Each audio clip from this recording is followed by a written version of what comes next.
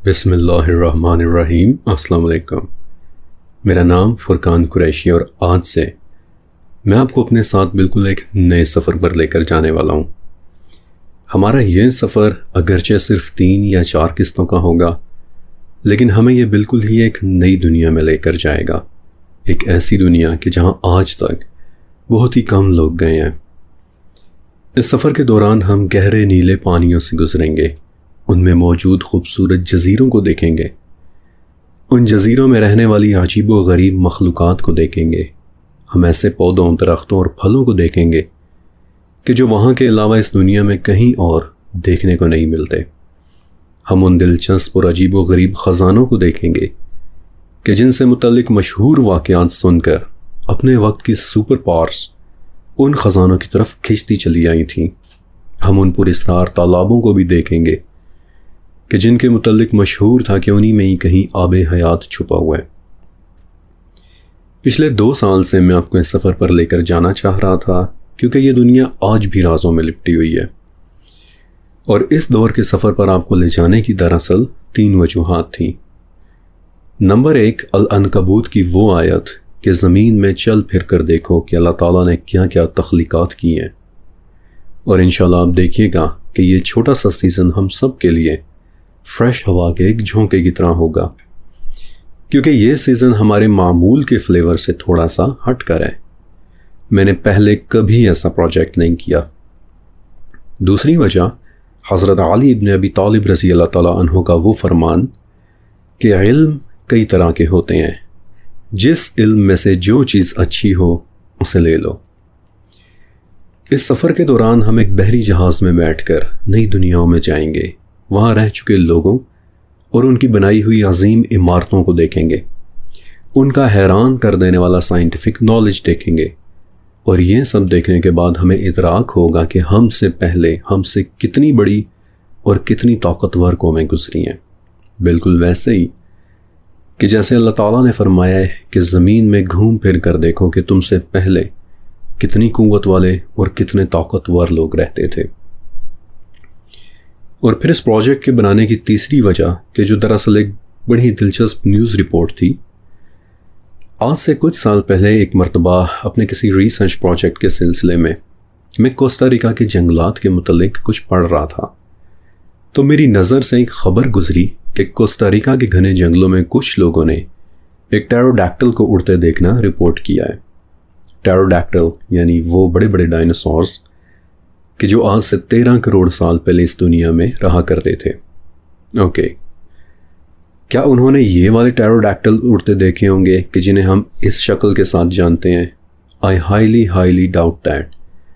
کیونکہ اس حوالے سے کوئی بہت سالڈ ثبوت ہمارے پاس موجود نہیں ہے، بس چند ایک مقامی نیوز رپورٹس کے علاوہ اور کچھ بھی نہیں۔ لیکن یہ خبر پڑھنے کے بعد میرا دل مجھے کہہ رہا تھا کہ اگر میں اس ایریا آف اسٹڈی میں ریسرچ کروں تو مجھے کچھ بہت ہی دلچسپ دیکھنے کو مل سکتا ہے، اور میری یہ فیلنگ غلط نہیں تھی۔ مجھے کچھ اتنی مزیدار، دلچسپ، حیران کن اور بہترین چیزیں ملی ہیں کہ 2 سال سے میں انہیں آپ سب کے ساتھ شیئر کرنا چاہ رہا تھا۔ آپ کو پتہ ہے کہ ہماری اس دنیا میں آج بھی ایسے آئسولیٹڈ ایریاز موجود ہیں کہ جہاں اس وقت کیا ہو رہا ہے ہمیں کچھ پتہ نہیں۔ مثلا افریقہ کا بالکل سینٹر والا حصہ کہ جو انتہائی گھنے جنگلات پر مشتمل ہے، مثلا کانگو وغیرہ کہ جہاں اتنے گھنے جنگل ہیں کہ زمین پر ہر وقت اندھیرا سا چھایا رہتا ہے،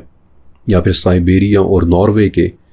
ریموٹ برفیلے علاقے کہ جہاں ریزر شارپ برفیلی چٹانوں کی وجہ سے مہمات یا ایکسپیڈیشنز کا جانا تقریباً ناممکن ہو جاتا ہے، یا پھر انٹارکٹیکا کا بہت اندرونی یعنی کہ کور ایریا کہ جو آلموسٹ پوری دنیا کے لیے ایک نو گو ایریا ہے،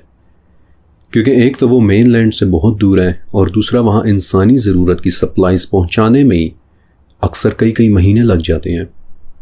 میانمار کے جنگلات، آپ کو پتہ ہے کہ انہیں تو ایکولوجیکل ہاٹ سپاٹس کہتے ہیں۔ ہمیشہ سائنسدانوں کو وہاں کچھ نہ کچھ نیائی دیکھنے کو ملتا ہے۔ اور پھر ڈیپ چائنا، یہ ہماری دنیا کے اتنے ریموٹ ایریاز ہیں کہ وہاں جانا تقریباً ناممکن ہے۔ ویری امپینیٹریبل ایریاز، وہاں مشینری نہیں جا سکتی، وہاں ہوائی جہاز اور ہیلی کاپٹر نہیں اتر سکتے، بہت لمیٹڈ حد تک صرف ڈرونز ہی جا سکتے ہیں، اور وہ بھی انتہائی اسپیشلائز ٹیکنالوجی کے ساتھ اکوپڈ ہوئے ہوئے۔ لہٰذا انہی جگہوں کے متعلق پڑھتے پڑھتے میری نظر جا کر ٹھہری نن ادر دین ایمیزون کے گھنے اور برساتی جنگلات پر، اور جتنا جتنا میں ان کے متعلق جانتا گیا، پڑھتا گیا، مجھ پر حیرانیوں کے در کھلتے گئے، اور مجھے اندازہ ہوا کہ ایمیزون صرف گھنے جنگلوں اور عجیب و غریب درختوں کی سرزمین کا نام نہیں، بلکہ یہ سسٹم اپنے آپ میں ہی مکمل ایک دنیا ہے کہ جہاں کئی داستانوں نے جنم لیا ہے۔ ان جنگلوں میں کئی تہذیبیں پیدا ہوئی ہیں، انہوں نے یہاں راج کیا ہے، یہاں حیران کن عمارات تعمیر کی ہیں، مندر اور اہرام بنائے ہیں۔ ان جنگلوں میں رہ کر انہوں نے حیران کن حد تک آسمانوں پر صحیح تحقیق کی ہے، اور وہ باتیں معلوم کیں کہ جو آج ہم صرف ماڈرن ٹیکنالوجی کے ذریعے ہی جان پا رہے ہیں۔ لیکن ان تمام تر علوم کے ہوتے ہوئے بھی ایک دن وہ تہذیبیں بغیر کسی واضح وجہ کے پراسرار طریقے سے دنوں کے اندر اندر فنا ہو گئیں۔ یوں لگتا ہے کہ ایمیزون کا جنگل راتوں رات ہی اپنے اندر رہنے والوں کو سموچا نگل گیا ہو۔ اپنی اسٹڈی کے دوران میں نے دیکھا کہ ان جنگلوں میں پیار، نفرت، انتقام، حسد اور لالچ کی ایسی ایسی داستانیں رقم ہوئی ہیں کہ انسان حیران رہ جاتا ہے کہ کیا ان جنگلوں کے رہنے والے واقعی اتنے کمپلیکس ایموشنز کے مالک تھے۔ لہٰذا میں نے فیصلہ کیا کہ ایمیزون جنگلوں اور ان میں رہنے والی تہذیبوں، سویلائزیشنز، یہاں موجود سونے، چاندی اور زمرد کے خزانوں، اس کے نیلے سمندروں میں پائے جانے والے بیش قیمتی جواہرات اور ان جواہرات کی حفاظت کرتے ان لوگوں کے متعلق ایک ایسی سیریز بناؤں کہ جس کے واقعات اتنے دلچسپ اور انبیلیویبل ہیں کہ آپ کو یوں لگے گا کہ جیسے میں کسی فلم کی داستان سنا رہا ہوں۔ لیکن میں پرومس کرتا ہوں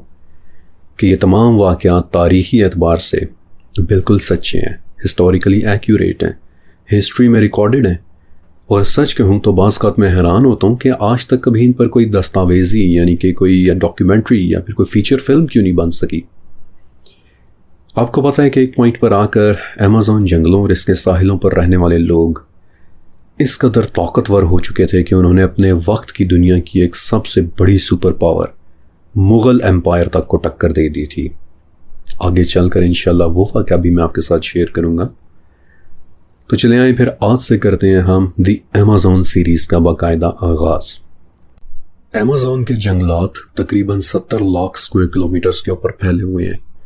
یعنی ایمیزون کا صرف جنگل ہی پورے پاکستان سے تقریباً 9 گنا زیادہ بڑا ہے۔ اب آپ خود اندازہ لگا لیں کہ جو جنگل پاکستان سے 9 گنا بڑا ہو، وہاں کیسے کیسے ریموٹ اور ان ایکسپلورڈ ایریاز موجود ہوں گے۔ دنیا میں سب سے زیادہ گھنے جنگلات، سب سے زیادہ ایگزاٹک پرندے، سب سے زیادہ خطرناک کیڑے، انتہائی زہریلی مچھلیاں، اور تقریباً 3000 جنگلی قبیلے کے جن کے متعلق آج بھی ہم بہت کم جانتے ہیں، وہ سب ایمیزون میں رہتے ہیں۔ لیکن یہ تو ایمیزون کا صرف ایک چھوٹا سا تعارف ہے، جبکہ میں آپ کو ایمیزون کی پوری داستان سنانا چاہتا ہوں،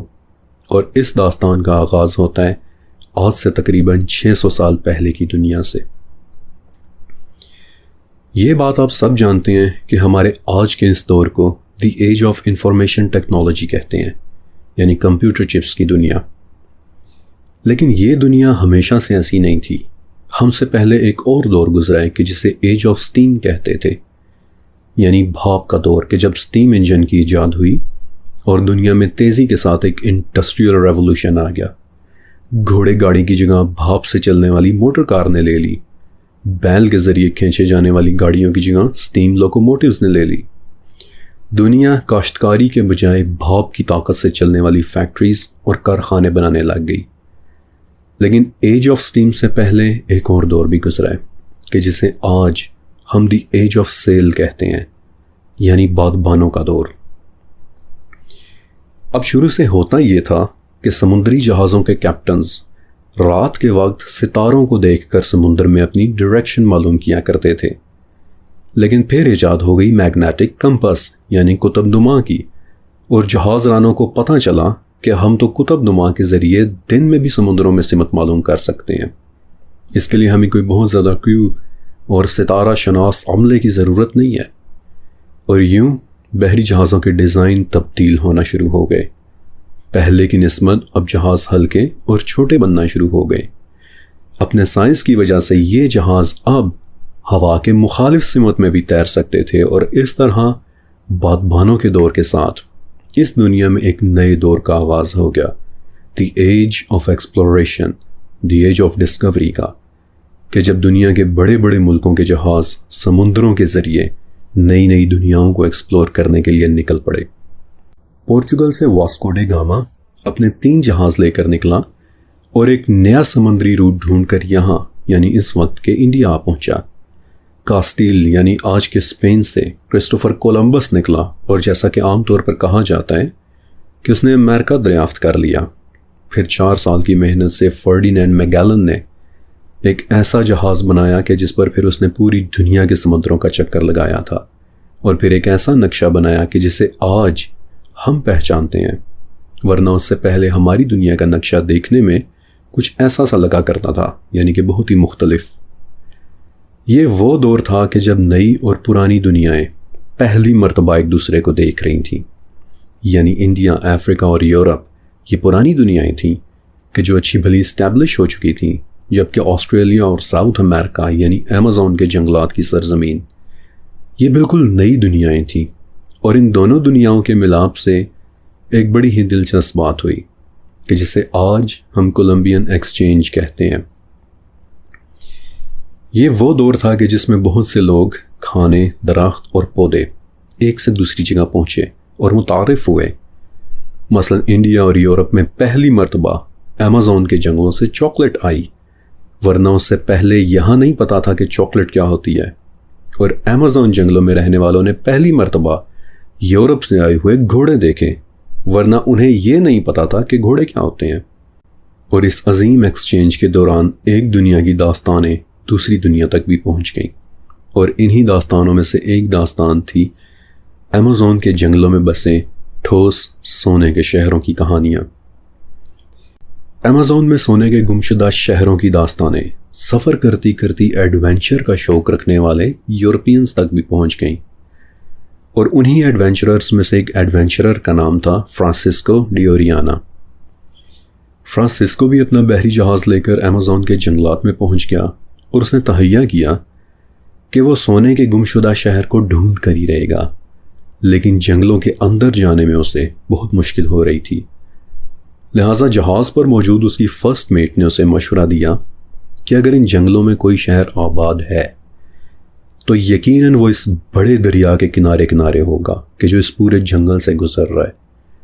لہٰذا فرانسسکو نے سونے کے شہر کی تلاش میں وہ پورا دریا عبور کر لیا، مگر جنگل کے بیچوں بیچ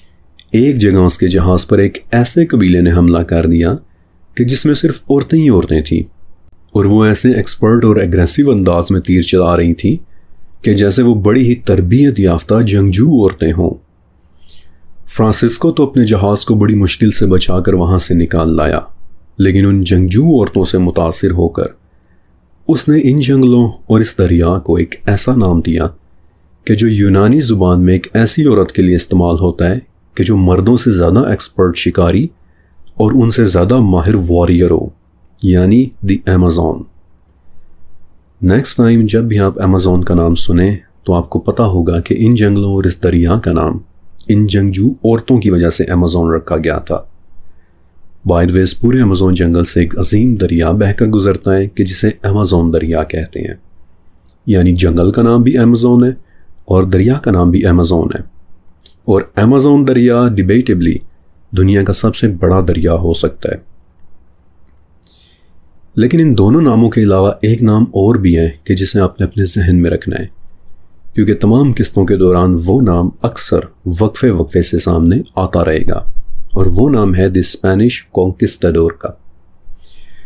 یہ ایک ہسپانوی یعنی کہ اسپینش لفظ ہے، اور ہر اس فاتح کے لیے استعمال ہوتا ہے کہ جو ایمیزون کے جنگلات میں آیا اور آگے چل کر کسی نہ کسی علاقے یا آبادی کو فتح کیا۔ ایک مرتبہ جب دی ایج آف ایکسپلوریشن یا ایج آف ڈسکوری شروع ہو گئی، یعنی پرانی دنیا کے باسی نئی دنیا میں کالونیز بسانے لگ گئے، تو اس دوران ان دونوں دنیاؤں نے ایک دوسرے کو بہت کچھ دیا۔ یورپینز ان جنگلات میں پالتو مویشی، گھوڑے اور بھیڑیں لے کر آئے، اور ایمیزونینز نے یورپ کو نئی نئی فصلیں دیں، چاکلیٹ، آلو اور ٹماٹر وغیرہ۔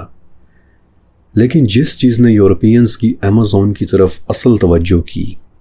وہ تھی یہاں کے سونے کے شہروں کی داستانیں۔ ایمیزون میں ہسپانویوں نے ایک کالونی آباد کی کہ جس میں ایک فوجی رہا کرتا تھا، ڈیاگو ڈی اورڈیز۔ ایک رات ڈیاگو کی ڈیوٹی بارود کے ایک ڈپو پر لگی ہوئی تھی، لیکن ڈیوٹی کے دوران ڈیاگو کی آنکھ لگ گئی اور اسے پتہ بھی نہیں چلا کہ کب اس کی نیند کے دوران لالٹین گری اور دیکھتے ہی دیکھتے اس نے خیمے سمیت پورے کے پورے ڈپو کو جلا کر خاک کر دیا۔ اس غفلت کے جرم میں ڈیاگو کو جیل ہو گئی کہ جہاں سے اس کے کچھ دوست تھے کہ جنہوں نے کچھ دن بعد پھر رحم کھاتے ہوئے رات کے وقت ڈیاگو کو وہاں سے فرار کروا دیا۔ لیکن جنگل میں بھاگتا بھاگتا ڈیاگو درختوں میں ہی کہیں گم ہو گیا۔ کئی دن جنگل میں بھٹکنے اور زندگی و موت کی کشمکش میں رہنے کے بعد بائی چانس ڈیاگو جنگل میں رہنے والے ایک قبیلے میں پہنچ گیا کہ جہاں کے نرم دل لوگوں نے اسے پناہ دے دی۔ انہوں نے اسے کھانے کے لیے دیا، انہوں نے اسے سونے کے لیے جگہ دی۔ کئی دن تک ڈیاگو اس قبیلے کے اندر رہا اور اتفاق سے اسی دوران اس قبیلے کے بادشاہ کی تاج پوشی کی رسم آ گئی۔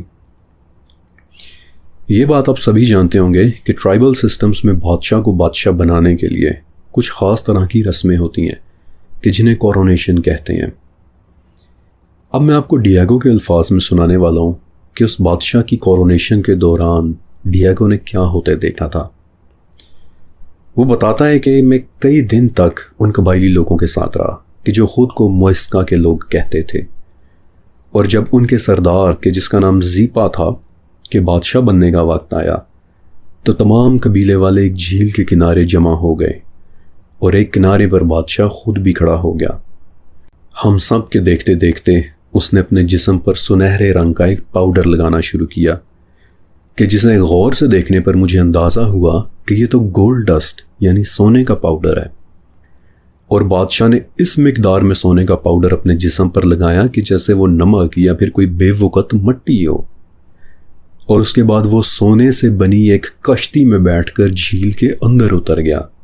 جبکہ یہاں وہاں کھڑے قبائلیوں نے جھیل کے اندر کھڑے بادشاہ کے گرد سونے، چاندی، سبز رنگ کے زمرد اور قیمتی پتھروں سے بنی چیزیں پھینکنا شروع کر دی۔ اور اچانک میری نظر پڑی کہ ان سب لوگوں نے خود اپنے سروں پر بھی سالڈ سونے کے خوبصورت تاج پہن رکھے ہیں، اور ان کے پاس حیران کن حد تک زمرد، سونے اور قیمتی پتھروں کا خزانہ ہے کہ جسے وہ کافی دیر یعنی کئی منٹس تک جھیل کے اندر پھینکتے رہے۔ اور اس عجیب رسم کے بعد جب زیپا جھیل سے نکل کر باہر آیا تو اس وقت آفیشلی وہ ایک موئسکا بادشاہ بن چکا تھا۔ اس پورے واقعے کو 16ویں صدی کے ایک ہسپانوی پادری ہوان روڈریگز فریل نے اپنی کتاب دی کرونیکلز آف ایل کارنیرو میں لکھا ہے، اور یہ وہ واقعہ تھا کہ جو دنوں کے اندر اندر ڈیاگو کی واپسی کے ساتھ ہسپانوی کالونیز کے اندر اور پھر وہاں سے سمندر پار ہسپانیہ کی گلیوں تک مشہور ہو گیا۔ اور اگرچہ وہ لوگ موئسکا بادشاہ کا نام تو بھول گئے تھے، لیکن ہسپانویوں نے اسے پھر ایک ایسا نام دیا کہ جو آج تک تاریخ کی کتابوں میں مشہور ہے، دی ایل ڈوراڈو یعنی دی گولڈن ون، وہ کہ جو سر سے لے کر پاؤں تک سونے سے سنہرا ہوا پڑا ہو۔ اور یوں پورے یورپ میں سنسنی کی ایک لہر دوڑ گئی کہ ایمیزون جنگل خزانوں کے ساتھ بھرا پڑا ہے۔ اب اس سے پہلے کہ میں آپ کو مزید بھی سناؤں، ذہن میں ایک سوال یہ پیدا ہوتا ہے کہ کیا پتہ ڈیاگو جھوٹ بول رہا ہو، کیا پتہ ڈیاگو نے ایسی کوئی کورونیشن کبھی دیکھی نہ ہو۔ اس وقت بھی کچھ لوگوں کے ذہن میں یہ بات آئی تھی، لہٰذا کچھ ہسپانوی اس جھیل کی تلاش میں پھر ایمیزون پہنچ گئے، کیونکہ اگر انہیں وہ جھیل اور اس میں موجود خزانہ مل جاتا تو یہ ایک ثبوت ہوتا کہ ڈیاگو نے واقعی سچ دیکھا تھا۔ اور 1537 میں ایک کانکسٹاڈور ہرنین پیریس کو بالآخر وہ جھیل مل ہی گئی۔ اور پھر آپ دیکھیں کہ انہوں نے کیا کیا۔ انہوں نے اپنی ایکسائٹمنٹ، اپنے جوش و جذبے میں جھیل کے پانی کو بالٹیوں اور ڈبوں سے ہی خالی کرنا شروع کر دیا، کہ جو ظاہر ہے کہ ایک بڑی مضحکہ خیز قسم کی بات ہے کہ کوئی اتنی بڑی جھیل کو بالٹیوں سے خالی کر رہا ہو۔ لیکن اس کے باوجود دنوں کے اندر اندر آج کے حساب سے انہیں تقریباً 30 کروڑ روپے کا سونا اور جواہرات مل گئے کہ جو اس بات کا جیتا جاگتا ثبوت تھے کہ ڈیاگو سچ بول رہا تھا۔ اس نے واقعی وہ کورونیشن ہوتی دیکھی تھی۔ اس جھیل میں واقعی ایسی کوئی عظیم الشان رسم ادا ہوئی تھی، لیکن ظاہر ہے کہ بالٹیوں اور ڈبوں کے ذریعے وہ جھیل کو کتنا خالی کر سکتے تھے۔ لہٰذا ہرنین کے چند سال بعد پھر سے ایک اور کانکسٹڈور نے کوشش کی، اور اس مرتبہ اس نے کیا کیا؟ اس نے مزدوروں کو ہائر کر کے جھیل کے چاروں طرف خندقیں کھدوا دیں، ٹرنچز کھدوا دی، تاکہ جھیل کا پانی ان ٹرنچز کے اندر چلا جائے۔ اور واقعی ایسا ہوا، کافی حد تک جھیل کا پانی کم ہو گیا، اور ان لوگوں کو ایک بار پھر سے سونے کے بنے ہوئے نوادرات، قیمتی جواہرات اور ornaments ملنا شروع ہو گئے، کہ جن میں سے کافی سارے جیولز تحفے کی صورت میں انہوں نے اسپین کے بادشاہ کو بھی بھیجے تھے۔ لیکن پھر اچانک بدقسمتی حاوی ہوئی، اور جو مزدور خندقوں کی کھدائیاں کر رہے تھے، سٹل ویٹ اور نرم ہونے کی وجہ سے وہ خندقیں ہی ان کے اوپر کولیپس کر گئیں، اور اس ٹریجڈی میں تقریباً 100 مزدور ہلاک ہو گئے، کہ جس کے بعد پھر باقی مزدوروں نے کام کرنے سے ہی انکار کر دیا۔ لیکن اس پوائنٹ تک وہ لوگ اس جھیل سے تقریباً $300 ملین سے زیادہ کا سونا نکال چکے تھے۔ اب میں میتھمیٹکس میں تھوڑا سا کمزور ہوں، لہٰذا یہ کیلکولیشن اب آپ خود کر لیں کہ آج کے حساب سے $300 ملین پاکستانی روپوں میں کتنے بنتے ہوں گے، شاید اربوں میں بنتے ہوں گے۔ اس واقعے کے بعد ہاں ایک اور چیز مشہور ہو گئی کہ یہ جھیل کرسڈ ہے، یعنی بد دعائی بھی ہے،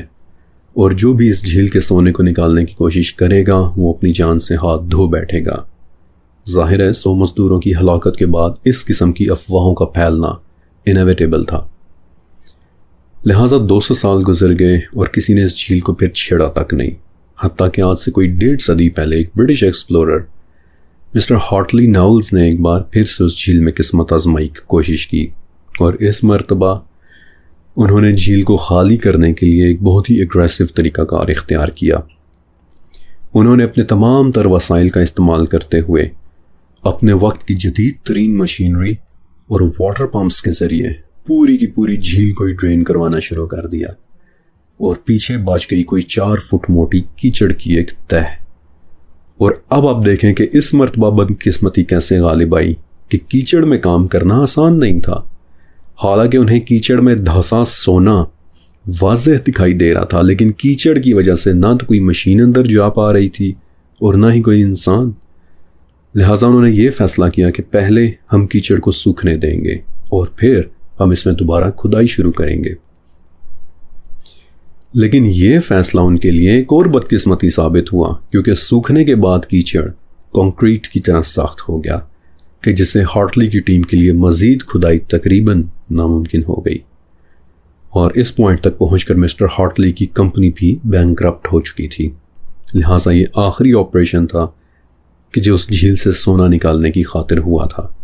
کیونکہ آج سے پھر کوئی 100 سال پہلے کولمبیا کی حکومت نے اس جھیل کے قریب جانے پر بھی سختی کے ساتھ پابندی لگا دی، اور اس وقت وہاں کسی بھی قسم کے سیلویج آپریشن کی کوئی اجازت نہیں ہے۔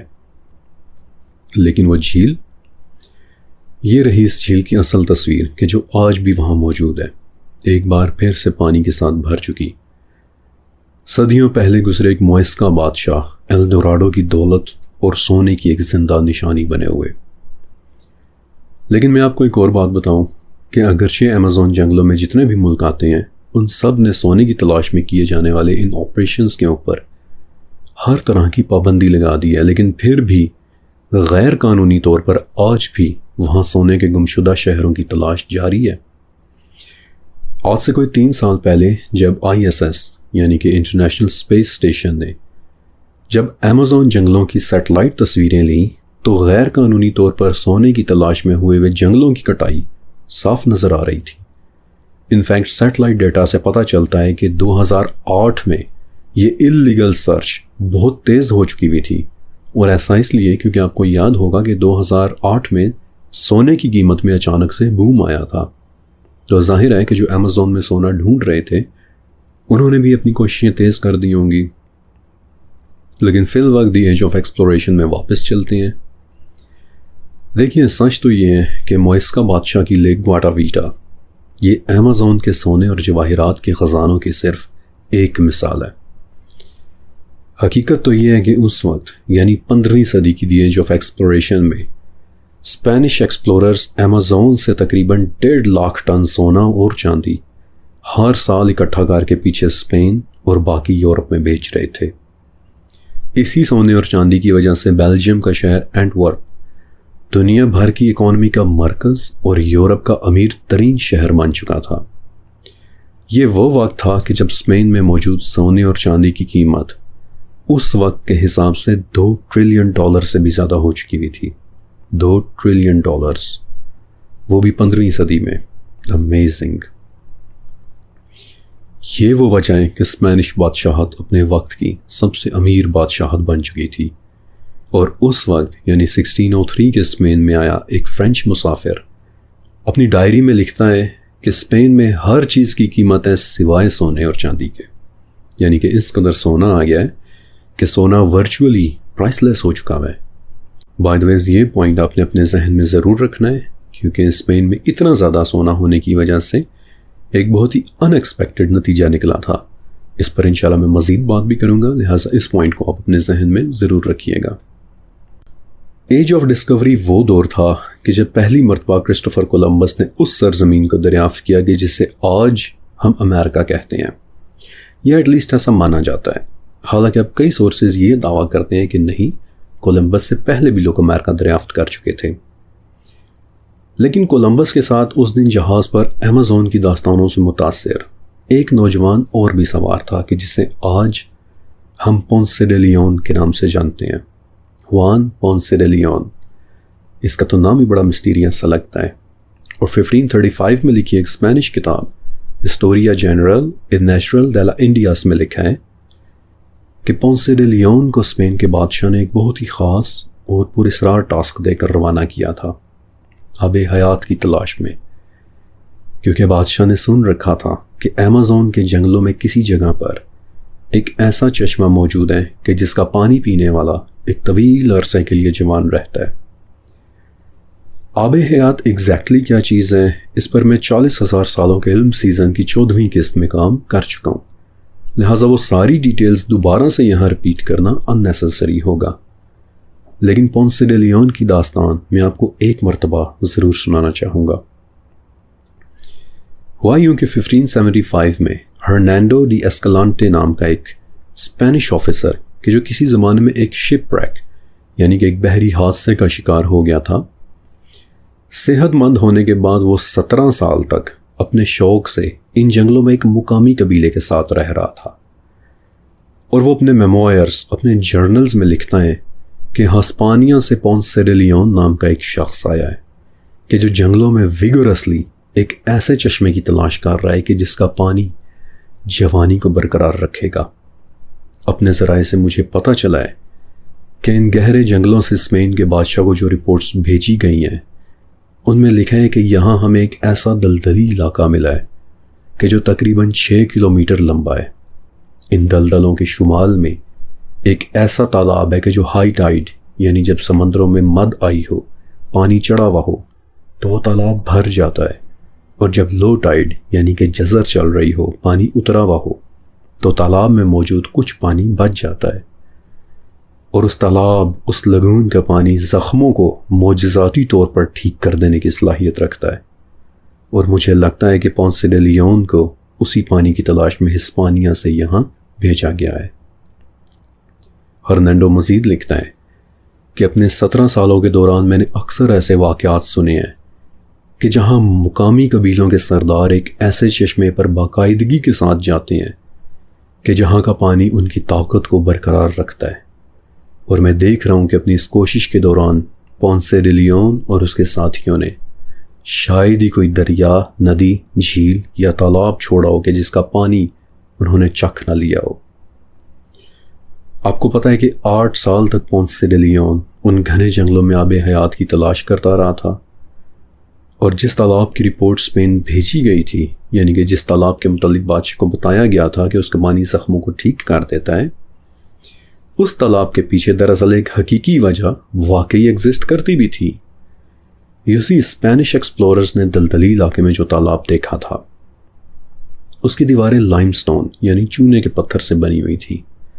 جس کا مطلب یہ ہے کہ اس تالاب کے پانی میں یقیناً بے تحاشا کیلشیم، میگنیشیم اور کئی طرح کے منرلز رہے ہوں گے کہ جو انسانی جلد کو جوان رکھنے میں ویسے ہی بہت زیادہ مدد دیتے ہیں، اور نمکیات سے بھرے اس تالاب میں نہانے پر جلد پہلے سے کہیں زیادہ فریش محسوس ہوتی ہوگی، اور اسی تالاب کی کہانیوں سے متاثر ہو کر پونسے ڈے لیون اگلے 8 سال تک آب حیات یعنی دی فاؤنٹین آف یوتھ کی تلاش کرتا رہا تھا۔ جس چیز کو پونسے ڈے لیون ڈھونڈ رہا تھا، کیا وہ واقعی یہ تالاب تھا یا پھر کوئی اور آب حیات، یہ بات میں نہیں جانتا، لیکن ایک بات یاد رکھیے گا کہ آب حیات یا اس جیسی پراپرٹیز رکھنے والا پانی واقعی ایگزسٹ کرتا ہے۔ یہ بات ہم سب جانتے ہیں کہ اس کے چھینٹے پڑنے سے حضرت موسیٰ علیہ السلام کی بھنی ہوئی مچھلی زندہ ہو گئی تھی۔ وہ واقعہ بھی میں پہلے سیزن کے اندر ایکسپلین کر چکا ہوں، اور ہے تو تھوڑی سی آف دا ٹاپک بات، لیکن ہے چونکہ آب حیات سے ریلیونٹ واقعہ، اس لیے ایک مرتبہ میں اسے آپ کو ضرور سنانا چاہوں گا۔ اس واقعے کو ایک گریک مورخ ہیروڈوٹس نے، کہ جسے بابائے تاریخ یعنی دی فادر آف ہسٹری کہتے ہیں، اس نے اپنی کتاب ہسٹوریائے میں لکھا ہے کہ افریقہ کے اس علاقے میں کہ جو آدھا سوڈان اور آدھا مصر میں ہے، یعنی کہ جس کا اس وقت نام میکروبیا تھا، وہاں پر خاص نسل کے لوگ رہتے ہیں کہ جو دیکھنے میں انتہائی خوبصورت، لمبے تڑنگے، طاقتور اور بڑے جنگجو قسم کے لوگ ہیں، اور ان کے پاس اتنا سونا ہے کہ وہ اپنے مجرموں کو بیڑیاں تک سونے کی پہنایا کرتے ہیں۔ ان کی جسمانی طاقت کے متعلق ہیروڈوٹس ایک بڑا ہی زبردست واقعہ لکھتا ہے کہ جب ایران کے بادشاہ کیمبیسس II نے میکروبیا کی طرف اپنا وفد بھیجا کہ تم میری بادشاہی میں آ جاؤ ورنہ میں تمہارے اوپر حملہ کر دوں گا، تو میکروبینز کے بادشاہ نے یہ پیغام لے کر آنے والے ایرانی وفد کو اپنی کمان یعنی کہ اپنی بو دی، اور اسے کہا کہ اگر تم اس کمان کو موڑ کر اس میں ڈوری ڈال دو تو ابھی اسی وقت میں تمہاری بات مان لوں گا، اپنی بادشاہی چھوڑ کر میں تمہارا غلام بن جاؤں گا۔ اور مزے کی بات دیکھیں کہ پورے ایرانی وفد میں سے ایک بھی شخص ایسا نہیں تھا کہ جس میں سے اس کمان کو موڑ سکنے کی طاقت رہی ہو، یعنی کہ میکروبینز اتنے طاقتور لوگ تھے کہ اپنی کمان کو بھی صرف وہی موڑ سکتے تھے۔ لیکن سب سے عجیب بات یہ تھی کہ وہ لوگ بہت بہت طویل سالوں تک جیا کرتے تھے۔ ان کے ایوریج شخص کی عمر کم سے کم 120 سال ہوا کرتی تھی، یعنی کہ آج کے ایوریج انسان سے 2 گنا زیادہ لمبی۔ ہیروڈوٹس بذات خود بھی ان لوگوں سے ملا تھا، اور وہ بتاتا ہے کہ ان کی خوراک ویسے تو دودھ اور گوشت کے اوپر مبنی تھی، لیکن جب میں نے ان کے بادشاہ سے ان کی طویل عمروں کے متعلق پوچھا تو وہ رازدارانہ سے انداز میں مجھے ایک عجیب چشمے کے اوپر لے گیا کہ جہاں کچھ لوگ اپنا جسم دھو رہے تھے، اور ان کا جسم ایسے چمک رہا تھا کہ جیسے وہ پانی کے بجائے تیل سے نہا رہے ہوں، لیکن ان کے جسموں سے انتہائی خوبصورت بھینی بھینی بنفشی پھولوں کی خوشبو آ رہی تھی، یعنی کہ دی لائلیک فلاورز کی۔ اور پہاڑوں کے درمیان چھپے جس تالاب میں وہ لوگ نہا رہے تھے، اس کا پانی ایسا عجیب تھا کہ جیسے اس میں جو بھی چیز اترتی ہے وہ اپنی تیرنے کی صلاحیت کھو بیٹھتی ہے۔ اس پانی میں کوئی بھی چیز تیر نہیں پا رہی تھی، نہ تو کوئی لکڑی اور نہ ہی کچھ اور، بلکہ سب کچھ اس پانی کی تہہ کے اندر چلا جاتا تھا۔ اور بادشاہ نے مجھے بتایا کہ یہ ہے ہمارا وہ خاص چشمہ کہ جس کا پانی ہماری عمروں کو اس قدر طویل کر دیتا ہے، اور کچھ ہسٹری اکاؤنٹس یہ دعویٰ کرتے ہیں کہ وہی آب حیات کا چشمہ تھا۔ خیر، آب حیات کے متعلق اور بھی بہت سارے واقعات ہیں کہ جو میں آپ کو پہلے سیزن میں بتا چکا ہوں، لیکن یہ وہ داستانیں تھیں کہ جن سے متاثر ہو کر پونسے ڈے لیون 8 سال تک ایمیزون اور کریبین کے جزائر میں آب حیات کی تلاش کرتا رہا تھا۔ یہ ان اٹریکشنز، ان دلکش باتوں کی صرف ایک چھوٹی سی جھلک تھی کہ جو ایج آف ڈسکوری کے دوران یورپینز کو پاگلوں کی طرح ایمیزون جنگلات کی طرف کھینچے چلی جا رہی تھی۔ لیکن ابھی تو میں نے آپ کو اس حیران کن تاریخ کا صرف ایک حصہ بتایا ہے، کیونکہ آج کی قسط بس صرف یہیں تک۔ انشاءاللہ یہاں سے آگے اب میں آپ کو ایمیزون جنگلوں میں رہنے والی ان تہذیبوں کے متعلق بتاؤں گا کہ جنہوں نے حیرت انگیز حد تک ایکوریٹلی آسمانی علوم میں مہارت پا لی تھی، لیکن وہ سب اب انشاءاللہ اگلے قسط میں۔ اب آپ 2 کام ضرور کیجئے گا کہ ایک تو اس ویڈیو کو پلیز لائک کر دیں تاکہ یہ دلچسپ انفارمیشن ہمارے باقی ممبرز تک بھی پہنچ جائے، اور دوسرا یہ کہ اس علمی سفر کو اسی خوبصورتی کے ساتھ جاری رکھنے کے لیے نیچے لکھے میرے پنڈ کمنٹ، میرے ٹاپ کمنٹ کو ایک مرتبہ ضرور پڑھ لیجئے گا، کیونکہ اس کمنٹ میں آپ سب کے لیے میری طرف سے ایک بہت ضروری پیغام ہے۔ شکریہ اور اللہ حافظ۔